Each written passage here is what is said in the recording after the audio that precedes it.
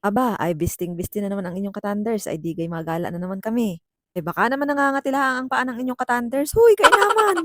At dahil nga nagutom ako mga katanders, ay maghahanap tayo ngayon ng makakainan. Niyaya ko nga rin si Mister at ika ko ay mahanap naman kami ng iba-iba namang pagkain. Yun bagang hindi mo nakakain sa araw-araw tapos minsan mo lang matikman ay di ka na may kainam. At di ni nga kami napaginda sa Cafe Filipinas.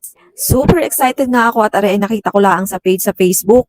Kaya pagdating namin ay pumasok agad kami sa loob. At huy mga katanders, ang ganda sa loob ng Cafe Pilipinas.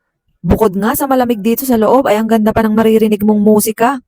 Dahil excited ako ay talagang binidyuhan ko talaga itong lugar na ito. Sobrang nagandahan ako sa ambience. Talagang mag enjoy ka kapag nakapasok ka sa Cafe Pilipinas. Cafe Pilipinas, baka naman, huy! Nag-order na agad kami diyan ng pagkain dahil alas 12 na rin naman ay nagugutom na rin kami. Pagkatapos ko nga mag-order ng aming mga kakainin ay agad akong nag-tour sa loob ng Cafe Pilipinas. Pwede dito ang buong pamilya at mga barkada mo. Yung menu pala nila mga katanders ay sobrang sasarap. Parang gusto kong orderin lahat. Huy, ang takaw!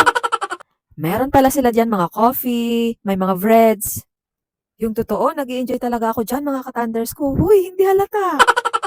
Meron din nga pala itong taas at pwede ka rin ditong mag-dine-in. Sobrang spacious pala dito sa taas at tanaw mo rin yung mga nasa baba, yung mga nag-order, maganda ang view. Kita nyo baga, ang gaganda ng mga tables and chairs nila. Malawak talaga at pwedeng pang-family. Kung naghahanap ka ng magandang tambayan na mag enjoy ka at makakakain ka ng masarap, dito ka na pumunta sa Cafe Filipinas. Dito kasi habang kumakain ka, hinaharana ka ng banda.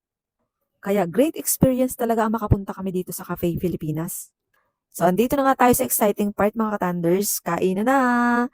Nag-order pala kami dito ng buffalo wings. Tapos yung aking anak ay nag-order ng kanyang drinks na chocolate drinks. Kami namang mag-asawa is tubig lang dahil di naman kami talaga umiinom. Di kami mahilig na ng mga drink. Umorder din pala ako ng salad saka ng baked tuna. Uy, takaw yan. Tara na, magdala na din ng plato mga katanders. Kain na na. Pagkatapos pala namin kumain ay gumora na agad kami pa uwi. Craving satisfied mga katanders. Huy! Hanggang dito na lang ang aking video. Salamat sa inyong panonood mga katanders. See you to the next video.